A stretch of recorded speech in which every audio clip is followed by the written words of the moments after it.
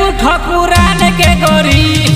10-20 ले लू हिरान से गोरी केतना में देबू ठकुरान के गोरी सही रेट बोला तू सामान के गोरी केतना में देबू ठकुरान के गोरी डीजे नीतीश रा ठकुरान के गोरी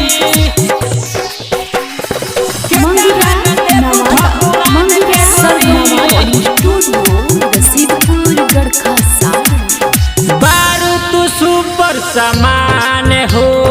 ले तारू सबका के जान हो